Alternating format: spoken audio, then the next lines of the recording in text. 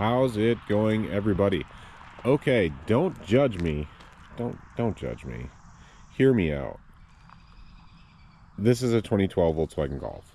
Okay? When this car was new, I wouldn't have looked at it twice. But let me explain why I own this car. Why I bought this car, what it is, and why I think it's important, significant, purposeful, and good. As time goes on, obviously, we all know vehicles are becoming endlessly more complex in the pursuit of efficiency. And don't get me wrong, the power per liter we're making now, the efficiency we're getting now, phenomenal. But there is the sacrifice of reliability. I don't care what anybody says. The biggest lie we are all somehow fed, and most of us believe, including myself at one point, is that the most reliable car is a new car. I'm finally coming to grips with the facts that that's just simply not true. Direct injection, it's a higher fuel pressure system. I don't think that's inherently unreliable by any means, but most cars are forced induction now. That's a lot of extra engine stress. It's a lot of extra components, all the oils going through the turbo lines, additional heat in the oil. I'm not saying every turbo engine's unreliable. There are plenty that are, and obviously turbo diesels, they're their own thing.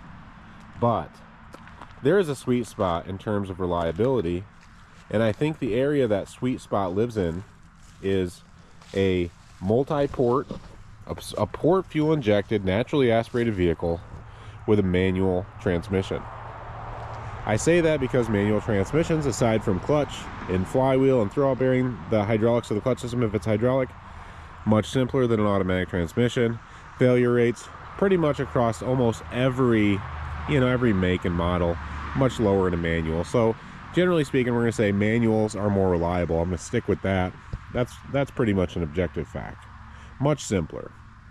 So why this car? Okay, so I bought this car recently to drive back and forth to work because I think I'm going to sell my Ram. It's a 2024 Ram. It's a Hemi e-torque, perfectly fine. It operates perfectly fine, but the e-torque system, well, it doesn't deliver the mileage it's supposed to. These are advertised at 22 highway. At 70, you'll never see over 20.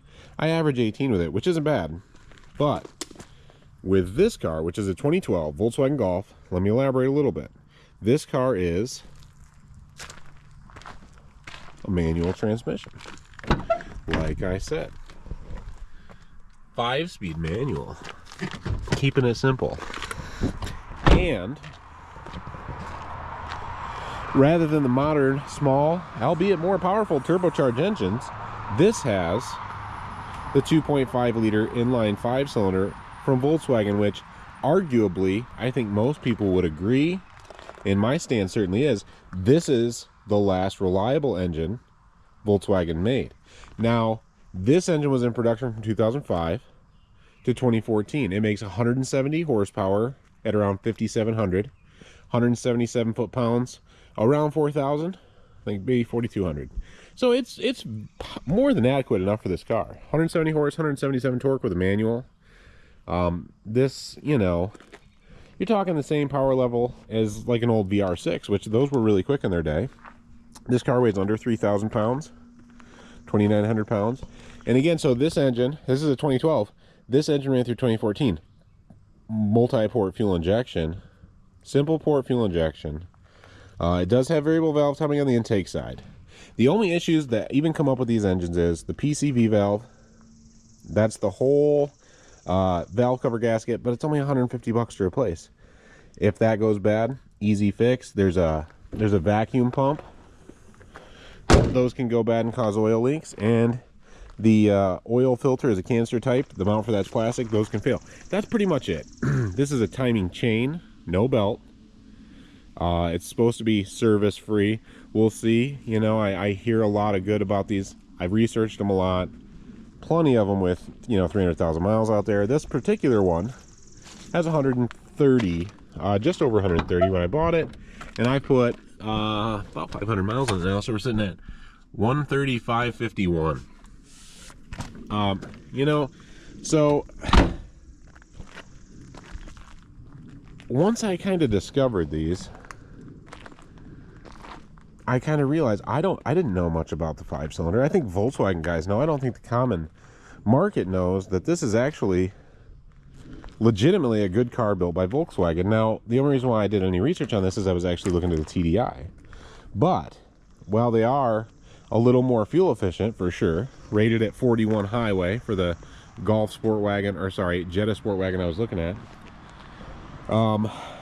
you know, they cost a good bit more, and the maintenance, while infrequent, is quite expensive. I would want to delete one of those, and you know, basically I'm gonna put several $1,000s in it to make it bulletproof, you know, and then they're great. But they also have some fuel pump issues where metal can go into the engine. I don't know, I just didn't want to fuck with it. So these, very little issues. Timing chain. These engines are readily available on eBay for $500 with free shipping. If you pop the motor, you can still get a motor for $500 delivered. Now, that is to a business address. Of course, it would cost a little more to go to your home. But that said, cheap and easy to maintain. Most of them had 15-inch wheels. These ones were swapped for 17s. I got new tires, a set of them, for about $350. They're Kumos, but whatever. The interior is still ergonomic and modern enough, you know, that you don't feel like you're in a super aged car, but it's still super simple and analog. You've got regular traction control that you can just turn off. You've got a manual transmission. You've got a real handbrake, nicely bolstered seats that are very comfortable, a great driving position. And the funny thing is, this car is so small, the doors are so long. When you're sitting in this thing, you know, you're sitting back here, whatever, you got the drive, it's a pretty wide car. You don't realize you're in this tiny car. So anyway, these things were rated at around 24 city, 31 highway.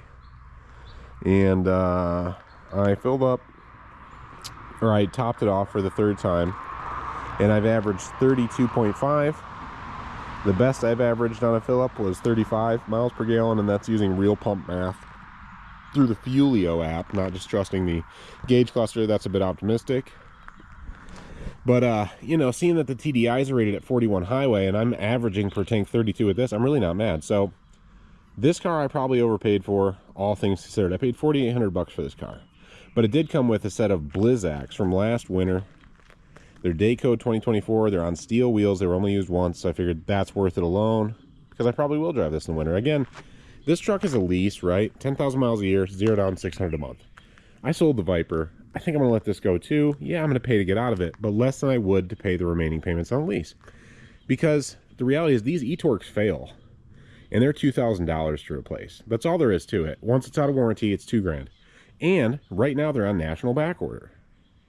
And I think to myself, okay, this car is 13 years old, right? 130,000 miles, $4,800. Minor servicing, everything's cheap. But out of warranty, I don't want to own this truck. And honestly, the reality is I'm going to owe money on this truck when it's out of warranty. I'm going to have to pay $2,000 for that e-torque at some point, which is just a fancy alternator slash starter. And right now, like I said, they're on national back order. You can't even get the parts. You can't even get the parts. These could be great trucks.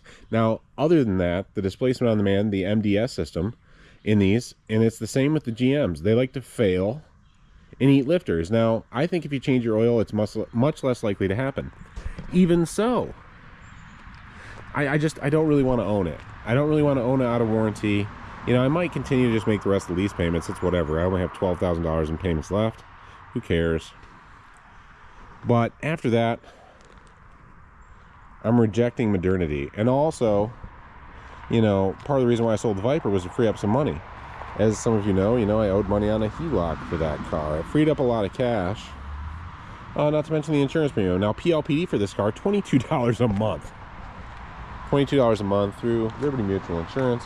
Obviously, I have a multi-car. I also own the Lincoln, which you may have seen on my channel. My brother's been doing some stuff for that car. He's had it pretty much the entire time I've owned it. Complete front end stuff. It's got an AC, compressor, not a radiator, but a water pump, hoses, thermostat housing. Just, you know, making it safe. Got new tires on it, making it reliable, and I let him take his time. He gives me a great deal. And so, yeah, this I'll drive in the winter with snow tires, and it'll be fine. I did it with my Focus ST before. I just feel like this is the economy car people don't talk about. They put this engine in Passats, Golfs, Jettas, Beetles, and the Jetta sports wagons from, you know, 05 to 14. And the automatic transmissions, touch and go. I think some are torque converter automatic, some are DSGs. I would avoid that altogether. Get one with a manual. They're bulletproof. They're under the radar. They're cheap now. You can, like I said, engines are readily available for 500 bucks. I could rant all day. This is the economy car you didn't know you need, and I highly recommend. Very comfortable. Ride quality is phenomenal. And I overpaid for this one, probably at 4,800 bucks, but it came with $1,000 in snow tires, so I didn't feel so bad. But you can get one just like it probably for 3,500 bucks if you look. Now, so here's the next question, right? If you're gonna drive a shit box, right, shouldn't you do shit box things, right? I think that's kind of part of the point of it, isn't it? So I'm tempted to try to wrap the car. I've been looking at different colors, and one of them's like this deep forest green. I don't know, I can just see it working. And you know, you can get all this stuff for 500 bucks to wrap it. You get like 5 feet by 59 feet roll. The trickiest part's obviously the bumpers. I think this would be a very easy car to wrap. The sides are just slabs. You know, this would be, I think, if you're going to try it for the first time, even the front bumper, it could be way worse. It's very simple shape. Anyway, doing shitbox things, shitbox cars. I do like this thing. Drove it to work all 5 days last week. I haven't really driven the truck anywhere since I bought this last Saturday. But that's what's going on. I don't know. If I try to wrap it, I guess I'll make a video about it. If anyone's made it this far, let me know if you think I should spend $500 to wrap this car.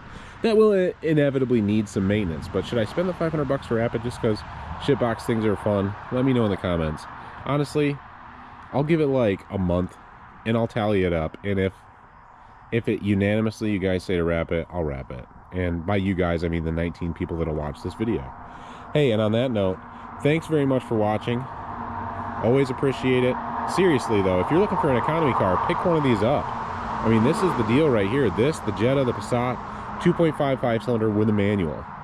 30 plus miles per gallon on the highway. I'm averaging well over 30.